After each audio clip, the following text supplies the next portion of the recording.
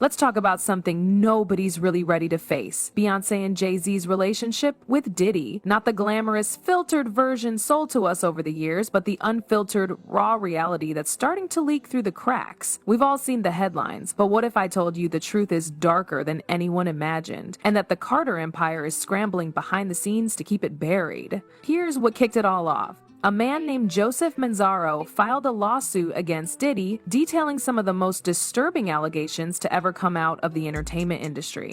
This wasn't just another celebrity scandal. This complaint described drugging, forced humiliation, and a twisted party circuit filled with high-profile guests. And not just any guests. Beyoncé and Jay-Z were named not as defendants, but as witnesses, present in the room, watching it all go down. And according to the complaint, Beyoncé didn't scream, she didn't leave, she didn't even look shocked. She reportedly turned to someone and said, "What's this all about? Why is this half-naked white man with a mask standing here in front of me?" Like it was just another Tuesday. That's not just silence, that's normalization. Now pause for a second. Imagine if any regular person saw something like that at a party. You'd run, right? Call the cops? At least get out and speak up later. But when you're in the elite circle, it seems like the rules are different. These aren't parties, they're power plays. And when someone like Beyoncé is sitting front row at something so horrific, you've got to ask yourself, what else has she seen? But here's where it gets even sketchier. After this lawsuit became public and people started noticing Beyoncé and Jay-Z's names, they were magically scrubbed from the next version of the complaint. No explanation, no comment from Manzaro, just gone, like it never happened. Now, if someone falsely named you in something so serious, wouldn't your instinct be to sue for defamation? To stand up and scream your innocence? Jay-Z did it before when someone accused him of assault at a VMA afterparty. He went straight to court and filed a defamation suit, so why not now? Well, their legal team did respond. They rushed forward with proof that the Carters weren't even in Florida when the alleged party took place. Jay-Z was reportedly giving a speech at NYU. Then they were vacationing in Hawaii. Photos popped up in old tabloids. Perfect timing, right? But let's be real, if there's one thing celebrities and their PR machines know how to do, it's manufacture alibis. You don't think Beyoncé's team could plant a photo in the Daily Mail if they wanted to? So here's the real question. If Manzaro made it all up, why would he name two of the most legally protected, image-obsessed celebrities alive? What's the benefit? What does he gain by dragging them into something this ugly? And if he was lying, why haven't they gone after him in court? Instead, we're getting silence.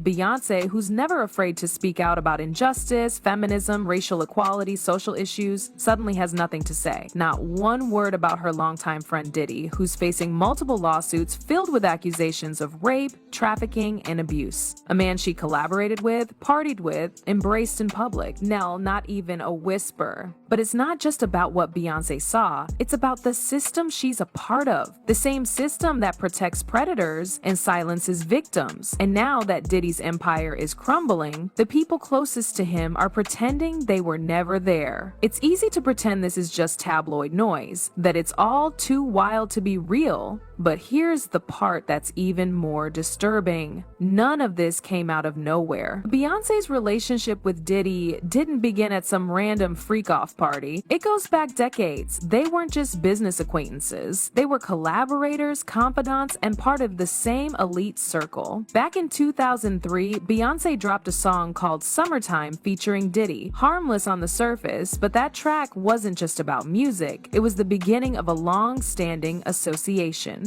Over the years, Beyoncé was spotted at Diddy's white parties, mingling, laughing, cozy in photos that now feel haunting. These weren't quick handshakes or brief run-ins. These were celebrations, family-style hugs, and shared vacations. Let that sink in. For years, Beyoncé was orbiting a man who is now accused of some of the most grotesque crimes imaginable, and not just by one person. Lawsuit after lawsuit has described a pattern of predatory behavior, trafficking, violent control, and bizarre ritualistic abuse. Yet during all that time, she never once distanced herself publicly, never issued a vague statement, never hinted at concern. In fact, the more Diddy's name got dragged through the mud, the quieter the Carters became, and now they're not just silent, they're vanishing, canceling appearances, dodging cameras, leaning entirely on legal teams to do the talking. Beyoncé, who famously curates every piece of her public image, has completely disappeared from her usual polished PR machine, and that silence is deafening. Meanwhile, Diddy's freak-off parties, a term that now lives in infamy, have been referenced in multiple lawsuits describing scenes that sound like something out of a psychological horror film. Drugged guests, masked figures, degrading ritual, victims paraded through rooms like props, and these aren't anonymous back alley rapes, these are celebrity-filled, catered events with security, staff, and superstar guests. So if Beyoncé was present and saw even a fraction of what's been described, what does that say about her? The core of the issue isn't whether she physically harmed anyone, it's about complicity. It's about witnessing something sickening and choosing to look the other way. Choosing your career, your access, your status over basic decency. Choosing to be part of the machine instead of standing against it. But maybe the worst part of all this is how easy it is for someone like Beyoncé to get erased from the narrative. The amended lawsuit didn't just drop her name, it kept everyone else. LeBron James is still listed,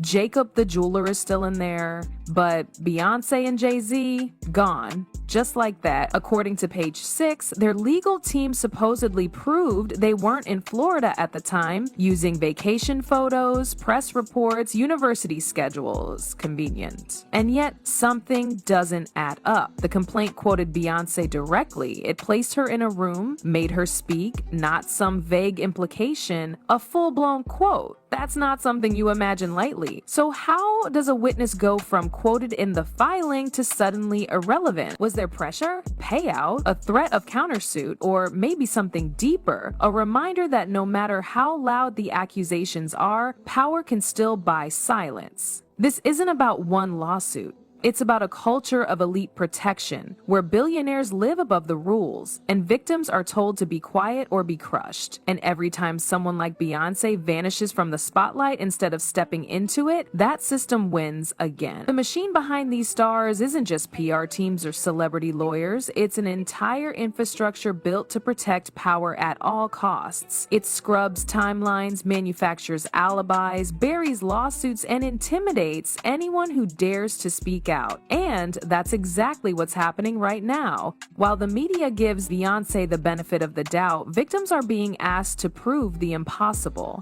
to produce footage, receipts, timestamps, while billionaires erase their footprints with the swipe of a card. Look closely at how this is playing out. Every time Beyoncé's name gets linked to Diddy's mess, it vanishes just as fast. Her fans say it's because she's innocent. Her defenders say she was never there. But if that's true, then why the panic behind the scenes? Why the sudden cancellations? Why the tight lockdown on her public appearances? According to reports, she's holed up in LA with her mother and closest friends, skipping scheduled promo events and laying low. That doesn't sound like someone casually distancing themselves from a false rumor. That sounds like someone preparing for a storm. Jay-Z isn't handling it well either. Sources close to him say he's furious, not because he's being wrongfully accused, but because he's being dragged. That's the key difference. If you're truly innocent, your instinct is to clarify, to clear your name, to tell the truth. But if you're just mad you got caught in the crossfire, that's not about justice, that's ego. And what's wild is how easily the public buys the polished version. The idea that two of the most powerful celebrities in the world, who have spent decades in the same rooms as Diddy, photographed at his events, collaborating with him on projects, had absolutely no idea what was going on. That they never saw anything, never heard anything, just innocent guests at a party that happened to involve masked men, humiliation, and whispered threats. It's ridiculous, but power works like that. It makes people forget logic. Beyoncé built her brand on empowerment, on image control, on being the woman who speaks truth to power. But in this case, she is the power, and that's why her silence is so loud. When it was convenient, she stood for victims. She made documentaries, dropped songs about injustice, showed up in protest art. But now, when it really matters, when she's being asked to address her own role in protecting predators, She disappears. People keep asking, why would the victim name her if it wasn't true? Why risk the wrath of the most protected woman in the music industry? Why quote her directly if it was just a bluff? The answer is simple. Maybe he isn't lying. Maybe the reason Beyoncé's name was dropped from the complaint isn't because she was innocent, but because the consequences of keeping her in were too big. Because fighting a lawsuit is one thing, but fighting a billionaire with an army of lawyers is suicide. That's the real horror here. The truth can be erased, rewritten, and repackaged depending on how rich and famous you are. Victims don't stand a chance when celebrities hold more sway than the legal system. And the more we worship these stars without asking questions, the more we enable this cycle. The Beyoncé you see on magazine covers isn't the full story. The woman behind the glitter and Grammys might be someone who saw things, ignored them, and walked away. And if that's the case, then we need to stop calling it silence. It's complicity. And no amount of choreography or charity concerts can cover that up. Not anymore.